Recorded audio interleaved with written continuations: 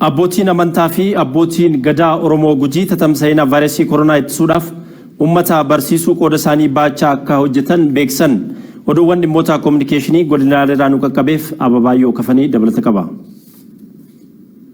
Abbootiin amantaa tamsa'ina dhibee vayiraasii koronaa ilaalchisee kadhannaa waaqaa taasisaa jiran cinaatti hordoftoonni manneen amantaa isaanii akka of eeggataniif dhaamsa dabarsaniiru. Hojii gaggeessan Bataskaana Qulqulluu Goorgisii mana sagada Ortodoksii Tawaahidoo Aanaa Galaanaa lubni Malaakasaahi Tasfaayee waaqa kadhannaan cinaatti uummanni keenya akka of eeggatuuf hojjechaa jira jedhaniiru. Waaqni nurraan ittisaa, waaqni nurraan dhoowwaa kan abdii qabna. Akka saayinsii akka dhageenu qulqullin ofirraan namni akka of qulqulleessuu danda'u, qaayoo fi akka qulqulleessuu danda'u, biyyaa fi akka qulqulleessuu danda'u, naannoo fi akka qulqulleessu.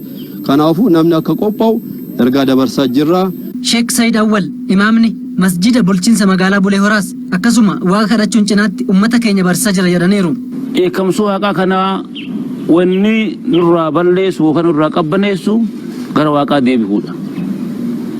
Waaqa kadhachuu kakaraa sanbanu maali walii nahu waaqni haa baasuu waaqni haa araramuu lafa nagaa rabbinu haa godhu lafa quufa rabbinu haa godhu dhukkuban beeknaa rabbinu irraa haa qabu.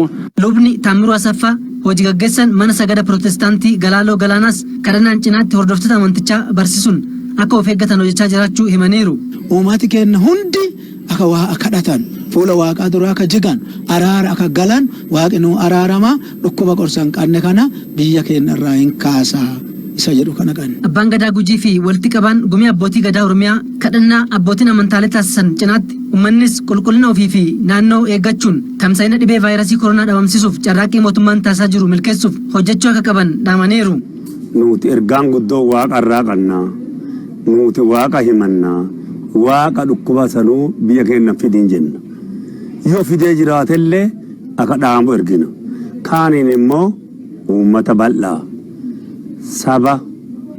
Sablammoota biyya kana keessa jiran akka mootummaan jedhetti ifi eegannoo isaa kan mootummaan jedhe san eeggatanii nuti ammoo kaqannu waaqa.